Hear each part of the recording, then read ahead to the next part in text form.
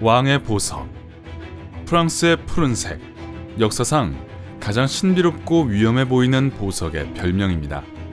유명한 호프 다이아몬드를 소유할 만큼 충분히 운이 좋았던 몇몇 선택된 사람들은 끔찍한 죽음을 당했습니다. 하지만 처음에는 아무도 그 문제를 예측할 수 없었습니다. 현재 호프 다이아몬드라고 부르는 이 원석이 지구 깊숙한 곳에서 형성됐던 건 10억 년 전이었습니다. 영국의 미확인 동물학자이자 해명되지 않은 것의 저자 칼 슈커에 따르면 이 다이아몬드는 원래 인도의 사원 우상의 장식으로 사용되었다고 합니다. 그런데 어느 날 힌두교 사제가 그 다이아몬드가 거기 두기에는 너무 아름답고 가치 있다고 생각해서 그것을 떼어냈습니다. 물론 그는 엄벌에 처해졌지만 호프 다이아몬드는 이미 사원을 벗어나 프랑스의 유명한 상인 장 바티스트 타베르니에의 손에 넘어갔습니다. 여기서부터 이야기가 좀 불분명해집니다. 타베르니에가 이전 주인에게서 다이아몬드를 훔쳤다는 설도 있고 그가 다이아몬드를 샀다고 하는 설도 있습니다.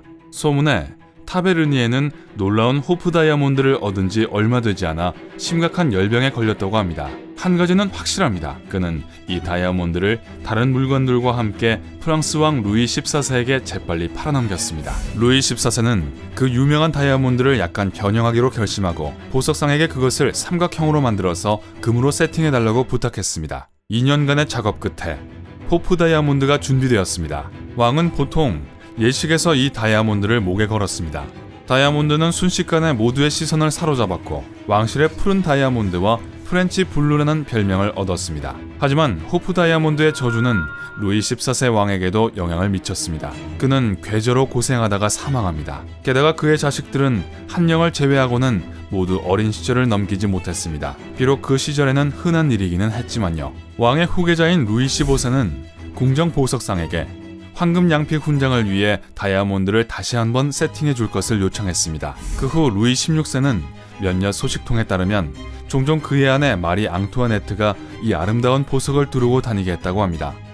그들에게 어떤 일이 일어났는지는 우리 모두 알고 있죠? 루이 16세와 마리 앙투아네트는 둘 다 프랑스 혁명 때 형장의 이슬로 사라졌습니다. 호프 다이아몬드는 얼마 지나지 않아 왕실 보물 창고에서 도난당했습니다. 몇 년 후 다이아몬드가 갑자기 영국에서 발견되었습니다. 어떻게 거기까지 갔을까요? 몇몇 소식통에 따르면 그것이 실제로 영국 왕 조지 4세의 소유였다고 합니다. 어쩌면 그저 우연의 일치일 수도 있지만 이 왕의 인생도 그리 행복하지 않았습니다.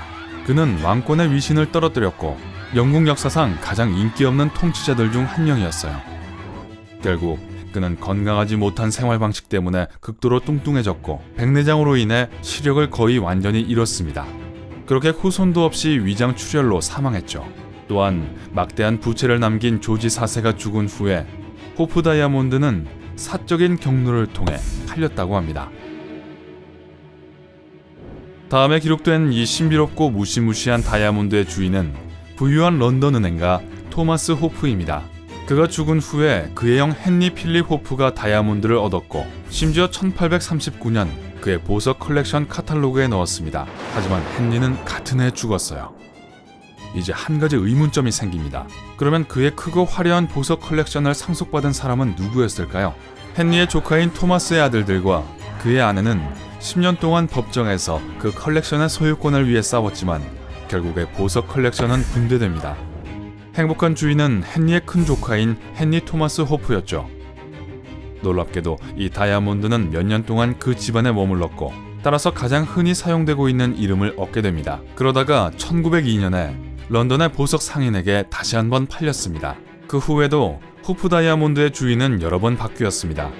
그중 하나는 터키의 마지막 술탄 압둘 하미드 2세입니다. 그가 다이아몬드를 산 직후 그의 삶은 청년 터키당 당원들의 군사혁명으로 완전히 바뀌었습니다. 그는 추방되었고 감금된 채로 말년을 보냈습니다. 이 비극적인 이야기 후에 호프 다이아몬드를 구입한 사람은 다름 아닌 피에르 카르티에였습니다. 그는 다이아몬드를 리셋해서 맥린 가족에게 팔았어요. 그들이 다음에 무슨 일이 일어날지 알았더라면. 처음에는 모든 것이 완벽했습니다. 에벌린 월시 맥린은 호프 다이아몬드를 너무나도 좋아했고 거의 매일 착용했습니다. 때로는 강아지의 목줄에 달아서 개가 그걸 달고 다니도록 두었습니다. 집안에서만 말이죠. 하지만 그 행복은 오래가지 못했습니다. 먼저 에벌린의 시어머니가 세상을 떠났습니다. 그러고 나서 그녀의 9살짜리 아들이 교통사고를 당했는데 결국 사망했고요. 그러는 동안 부부의 신뢰도 무너졌고 다른 여자와 함께 떠나버린 남편은 나중에 정신병원에서 죽었습니다. 맥린가는 유명한 워싱턴 포스트지를 소유하고 있었는데 그 가족 사업 역시 동시에 파산했습니다. 하지만 불행은 거기서 멈추지 않았습니다. 에벌린의 딸은 겨우 25살 때 세상을 떠났습니다.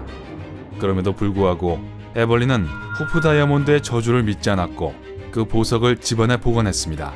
그 후 에벌린은 죽었고 가족이 엄청난 빚을 지고 있었기 때문에 그녀의 자식들은 재정 상황을 개선하기 위해 다이아몬드를 팔아야만 했습니다. 그 개한테 무슨 일이 일어나는지에 대한 얘기는 없군요. 저주에 대한 소문에도 굴하지 않고 유명한 미국 보석상 해리 윈스턴이 그 다이아몬드를 매입합니다. 향후 10여 년 동안 해리 윈스턴사가 개최한 많은 전시회와 자선 행사에서 호프 다이아몬드는 인기 전시물이 되었습니다. 하지만 이 다이아몬드가 오랫동안 이 회사 소유로 머물지는 않았습니다.